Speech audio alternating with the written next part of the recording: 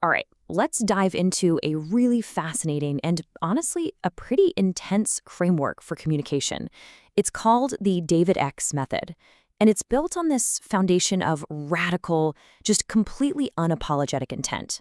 We're going to peel back the layers and figure out what that actually means.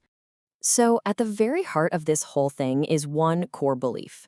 A man's determination is always more attractive than his physique. Seriously, that single idea is the engine for everything else.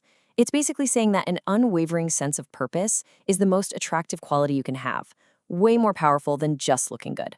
Okay, so that brings us to the first principle, a man's determination. This is the bedrock, the absolute foundation of intent. The method argues that if you don't have this absolute conviction, nothing else is going to work. It is the only place to start. Now, once you have that determination locked down as the foundation, we move to the internal stuff, the rule of self. This is all about radically recentering your entire mindset inward before you even think about communicating with anyone else. And these are the core rules. And listen, they are incredibly blunt. You are the most important person. Who cares what they think? And your only real concern is yourself. The philosophy here is to just completely eliminate any thought of what other people think and put your own experience right at the absolute center of everything. So how do you actually put this into practice? Well, it starts with a simple mantra before you even walk out the door. I'm going to have an incredible time myself. The whole point is to make you solely responsible for your own enjoyment. You're not looking for it from other people. You are the source. That self-reliance is absolutely essential here. Okay, so you've got the internal framework all set. Now we move to how it looks on the outside. Radical honesty in action. This is where that internal mindset gets translated into direct, completely unfiltered communication. This quote really just captures the entire vibe of the external part. The rule is simple. Say exactly what's on your mind the second you think it.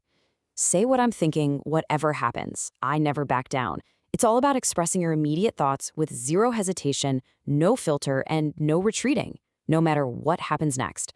And, this radical honesty, it exists on a spectrum. On one end, you might have something poetic, like you have pretty eyes. But on the other end, you could have something way more primal, like you have a good ass. According to the method, both are just as valid because they are both unfiltered expressions of what you were thinking in that exact moment. Now, there's a more tactical way to use this honesty, and it's called the effort principle. The idea is, first, you actually pay attention. You observe where someone seems to have put in the most effort. Their hair, their eyes, their clothes. Then you directly compliment that specific thing.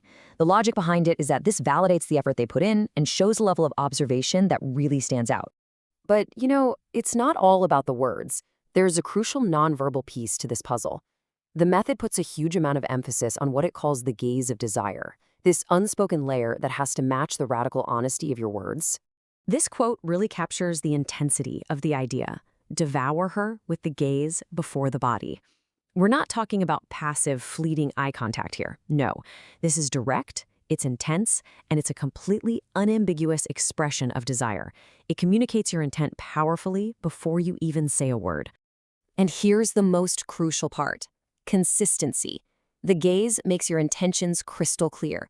It has to be held, and it has to reinforce the exact same determination you're expressing with your words. The verbal and the nonverbal have to be in perfect, unwavering sync. So how does this all come together in the real world? The determination, the self-focus, the radical honesty, the gaze. Well, now we get to the synthesis of it all, the opening gambit. Here it is, the first part of the recommended opener. You approach and you say, hey, I don't want you to think I'm trying to hit on you, right? It's a pretty classic disarming line. It's designed to lower their defenses, maybe make them a little curious, but that's only half the story. And here's the pivot. After a short pause, you deliver the second line. But now I want you to think I'm trying to hit on you. It's a total reversal, and it's designed to be disruptive. It completely contradicts what you just said, brings back that radical honesty, and makes your intent unmistakably clear. And this brings us right to the end, with a question that just perfectly sums up the entire philosophy. I know what I want. Do you know what you want? And ultimately, that's the question this method kind of leaves us with. It's a challenge, really, to our own clarity of purpose and our own desire.